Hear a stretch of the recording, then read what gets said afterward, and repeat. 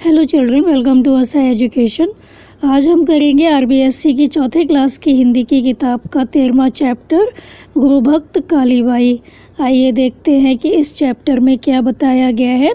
आदिवासियों का गढ़ है दक्षिणी राजस्थान। तो दक्षिणी राजस्थान में बहुत सारे आदिवासी रहते हैं और इस क्षेत्र का एक ज़िला है डूंगरपुर। तो दक्षिणी राजस्थान का एक ज़िला है डूंगरपुर और इसमें क्या है, इस ज़िले में एक गांव है जिसका नाम है रास्तापाल। तो रास्तापाल क्या है, एक गांव है जो कि डूंगरपुर ज़िले में है।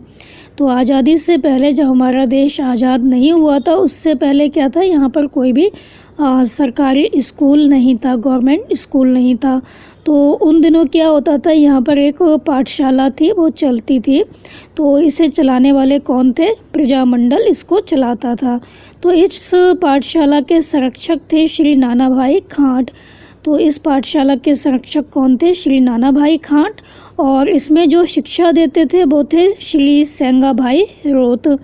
तो इस पाठशाला में आदिवासियों के बालक भी पढ़ते थे और बालिकाएं भी। तो जो ये पाठशाला थी, इसमें आदिवासियों के बालक बालिकाएं भी पढ़ने के लिए आते थे। तो इन बालिकाओं में एक भील बालिका थी। भील मतलब एक जाति है जो कि भील कहलाती है। तो एक जाति का नाम है भील। तो इन बालिकाओं में एक भील बालिका थी और इसका नाम था कालीबाई कलासुआ। कालीबाई कलासुआ भील जाति की एक बालिका थी और इसकी उम्र थी 13 वर्ष, 13 साल की थी। तो उन दिनों इस क्षेत्र के लोगों पर दोहरी मार थी। एक और तो क्या था, अंग्रेज़ों का कठोर शासन था। अंग्रेज़ बहुत कठोर थे, मतलब उनका जो शासन था बहुत कठोर था, उनका सख्ती से इनको पालन करना होता था। और दूसरी ओर सामंत जो थे वो सताते थे। तो सामंत मतलब जो जमींदार लोग होते थे वो इनको सताते थे। तो हर व्यक्ति जो था वो क्या करना चाहता था, आज़ादी पाना चाहता था। कोई भी व्यक्ति ये नहीं चाहता कि वो दूसरे के अधीन हो। तो उस समय पूरे देश में आज़ादी की लहर थी, हर कोई यही चाह रहा था कि हम आज़ाद हो जाएं। तो राजस्थान जो है वो कैसे पीछे रह सकता था ऐसे में। तो प्रजामंडल आज़ादी का विचार इन पाठशालाओं के द्वारा जन जन तक पहुंचा रहा था। जो प्रजामंडल था वो आज़ादी का जो विचार था लोगों के मन में, वो इन पाठशालाओं के द्वारा लोगों तक पहुंचा रहा था। तो सेंगा भाई बालकों को कभी अंग्रेज़ों के अत्याचार की कहानी सुनाते तो कभी सामंती शोषण की। तो सेंगा भाई क्या करते थे, जो बच्चे आते थे स्कूल में पढ़ने के लिए उनको बताते थे कि अंग्रेज़ लोग हमारे ऊपर किस किस तरह से अत्याचार करते थे और उनको बताते थे कि जो सामंत लोग थे, ज़मींदार लोग थे, वो किस तरह से हमारा शोषण कर रहे हैं। तो कालीबाई उनको बहुत ध्यान से सुनती थी। सुनते सुनते क्या होता था, उसका खून खौलने लगता था। उसको बहुत गुस्सा आती थी कि अंग्रेज़ लोग हम पर किस तरह से अत्याचार करते हैं। तो सेंगाबाई उसके लिए बहुत ही आदरणीय थे, तो उनका बहुत आदर करती थी वो कालीबाई। तो भील वाला कालीबाई में भी क्या थी, एकलव्य की सी गुरु भक्ति के संस्कार थे। तो जो ये भील बालिका थी, भील जाति की जो ये बालिका थी कालीबाई, उसमें भी एकलव्य जो था बहुत गुरु भक्त था, उसके जैसे ही इसमें भी संस्कार थे। मतलब ये भी गुरु भक्त थी, बहुत अधिक गुरु का आदर करती थी। वह भी अपने गुरु की परम भक्त थी। तो एक बार की बात है, प्रजामंडल के सदस्यों की बैठक चल रही थी, मीटिंग चल रही थी। वहाँ नाना भाई जो थे वो भी उपस्थित थे। तो उस बैठक में उन्होंने यह निश्चय किया कि जब तक मेरी जान रहेगी मैं अपने गांव रास्तापाल की पाठशाला जो है उसको बंद नहीं होने दूंगा, उसको चलने दूंगा। तो वास्तव में वे चाहते थे कि हर बच्चे को क्या मिले, अच्छी शिक्षा मिले। तो हर बच्चे के मन में देश प्रेम की भावना जगे, हर बच्चा क्या हो, देशभक्त हो, वो ऐसा चाहते थे। तो ये बात जो थी वो रास्तापाल के जो जागीरदार थे उनको नहीं पची। रास्तापाल के जो जमींदार लोग थे उनको ये बात पसंद नहीं आई कि गांव में शिक्षा का प्रचार प्रसार हो। तो वो नहीं चाहते थे कि गांव के लोग जो हैं वो शिक्षित हों। तो उन्होंने क्या किया, पाठशाला को बंद करने का एक षड्यंत्र रचा, एक चाल चली। उन्होंने गांव के लोगों की एक बैठक बुलाई, गांव के लोगों को बुलाया और नाना भाई जो थे उनको इस बात का पता चल गया कि ये चाल है उनकी। तो वो क्या करते हैं, घर घर जाकर लोगों को समझाते हैं। एक भी व्यक्ति इस बैठक में भाग नहीं लेता है। तो गांव के लोग जब बैठक में नहीं आते हैं तो जो जागीरदार था, जमींदार था, वो झल्ला उठता है और फिर ये सारी घटना वो क्या करता है, सामंत को नमक मिर्च लगाकर मतलब बढ़ा चढ़ा कर बताता है। सामंत मतलब जो बड़े जागीरदार होते हैं उनको जाकर बताता है, जमींदार होते हैं। तो अगले दिन ही रियासत के पुलिस अधिकारी और जिला न्यायाधीश होते हैं वो अपने दल बल के साथ रास्तापाल पहुंचते हैं। तो 19 जून 1947 का दिन था ये। तो रास्तापाल की जो पाठशाला थी उसके बाहर क्या होता है, एक ट्रक था वो आकर रुकता है। तो उस समय जो कालीबाई थी वो खेत पर गई हुई थी। पाठशाला में सेंगा भाई और नाना भाई दोनों ही उपस्थित थे। तो पाठशाला में कौन थे, सेंगा भाई और नाना भाई। तो जिला न्यायाधीश थे उन्होंने सेंगा भाई से कहा कि पाठशाला बंद करो और जो चाबी है वो हमको दे दो। इस पर जो सेंगा भाई हैं वो बहुत ही नम्रता से कहते हैं उनसे कि न्यायाधीश महोदय, आप तो न्याय करते हैं, तो न्यायाधीश का काम क्या है, न्याय करना। तो हम आपके काम को ही तो कर रहे हैं, बालकों को शिक्षा देना तो राज्य का काम है और आप इसको बंद करवाना चाहते हैं, ये तो कोई न्याय की बात नहीं हुई। तो जो जिला न्यायाधीश हैं वो ये उत्तर सुनकर क्या होता है, आग बबूला हो जाते हैं, गुस्से में आ जाते हैं और कहते हैं तुम मुझे न्याय सिखा रहे हो। पूछते हैं उससे, तुम मुझे न्याय सिखा रहे हो, छोटे मुंह बड़ी बात करते हो, मतलब तुम इस लायक नहीं हो कि तुम हमसे इस तरह की बातें करो। तो वो कहते हैं सिपाहियों को आदेश देते हैं कि इसे क्या करो, ट्रक से बांध दो और इसको घसीटो। तो सेंगा भाई को ट्रक से बांधने के लिए वो अपने सिपाहियों को आदेश देते हैं।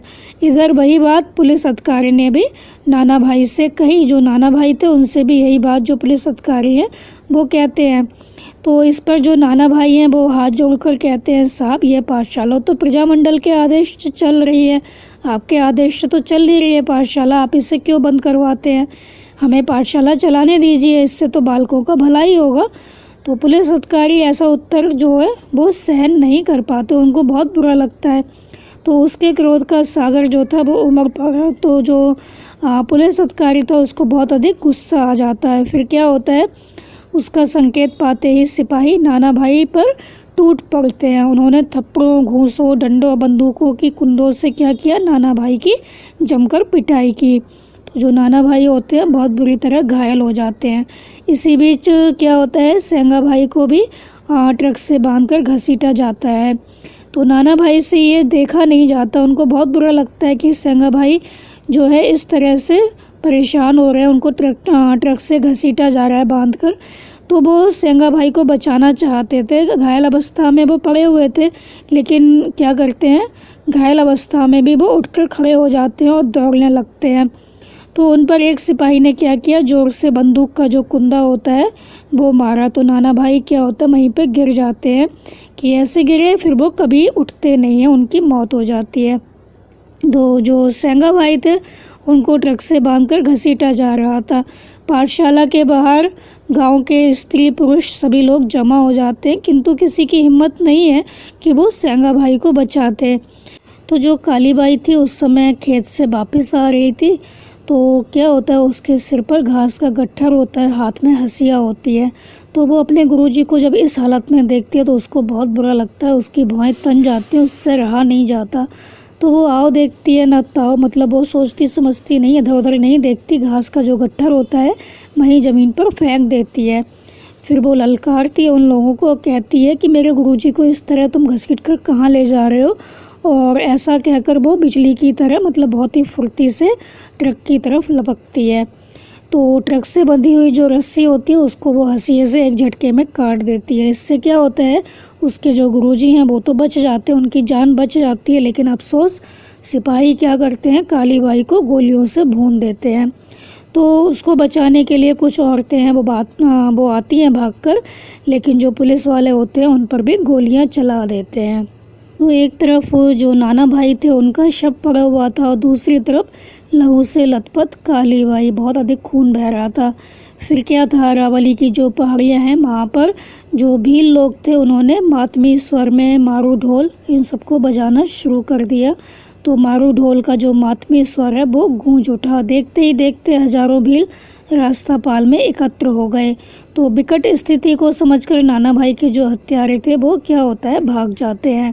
फिर जो कालीबाई थे उनको डूंगरपुर का जो अस्पताल था वहाँ पर भर्ती करवाया जाता है। वहाँ वो 40 घंटे बेहोश रहती है। उसके बाद क्या होता है, वो दम तोड़ देती हैं। तो 40 घंटे बेहोश रहने के बाद उस बीरबाला ने दम तोड़ दिया, मतलब उसकी भी मृत्यु हो जाती है।